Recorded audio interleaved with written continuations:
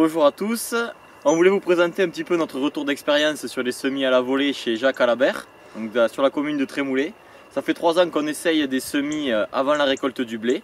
Donc le but est de semer un couvert aux alentours de début juin à l'épandeur d'engrais.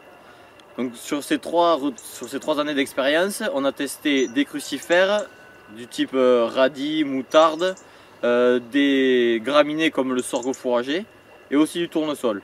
Au bout de 3 ans d'expérience, ce qui ressort, comme ici on en a la preuve, c'est que les crucifères restent la plante la plus intéressante. Cette année, nous avons semé le 4 juin à l'épandeur d'engrais 15 kg de sorgho piper, 8 kg de tournesol et 5 kg de radis chinois. Avec l'été qu'on a eu qui était assez compliqué, donc on a eu après le semis durant le mois de juin 40 mm et aucune pluie durant les mois de juillet et août. Donc le couvert a réussi à germer sous le blé et une fois la récolte passée, il a végété jusqu'au mois de septembre et c'est là où il a explosé.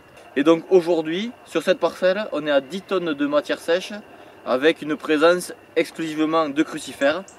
Donc composé de radis chinois avec de très beaux spécimens et un petit peu de radis fourragé.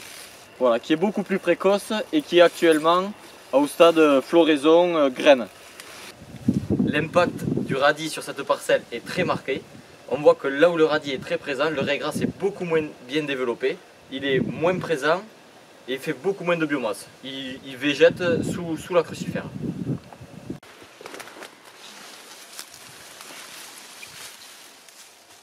C'est ouf quand même, la différence.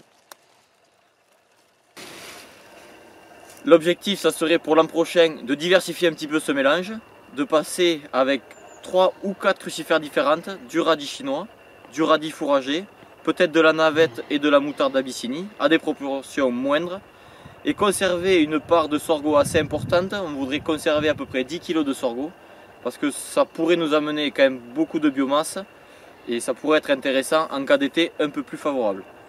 Les perspectives après ce couvert, donc 2 possibilités, soit une destruction un peu plus précoce pour enchaîner avec une céréale derrière, soit de le surcharger avec un couvert hivernal type Faverolles, ou de le laisser tel quel. Le seul problème qu'on pourrait avoir, c'est ces gros tubercules qui pourraient être encore présents au printemps, et pour la qualité de semis de la culture de printemps, ça risque de poser problème.